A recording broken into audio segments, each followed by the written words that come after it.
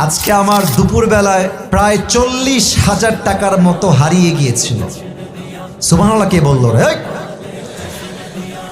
কত হাজার? প্রায় 40-এর কাছাকাছি, বাট পরিপূর্ণ 40 নয়। আমি আপনাকে বলছি, জেলার নাম বলবো না, বদনাম হবে।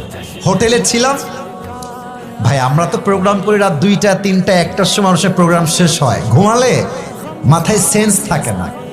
তো আজকে হোটেলে উঠেছি, সারা রাত জার্নি করে গিয়ে সকাল 9টায়। বলেন সবাই কয়টায়? সকাল 9টায়। সকাল হয়ে গেছে। তো আমি আবার পায়জামার পকেটে টাকা রেখেছিলাম প্রায় 35 থেকে 40 কাছাকাছি, এরকম কিছু একটা অ্যামাউন্টের টাকা। তো ঘুমানোর আগে টাকাটা পকেট থেকে বের করে বালিশের নিচে রেখেছি, বালিশের নিচে। তো ঘুম থেকে উঠেছি, জোহরের নামাজ পড়েছি, বের হয়ে গিয়েছি বাহিরে দুপুরের লাঞ্চ করার জন্য। কিন্তু টাকা যে বালিশের নিচে ছিল আমি ভুলেই গেছি।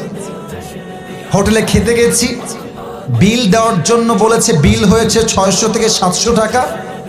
পকেটে হাত দিয়েছি, দেখছি টাকা নাই। মাথা তো আমার ঘুরে গেছে, কিরে টাকা আমি রাখলাম কোথায়? হঠাৎ করে মাথায় আসছে, আরে টাকা তো আমি হোটেলের বালিশের নিচে রেখে এসেছি।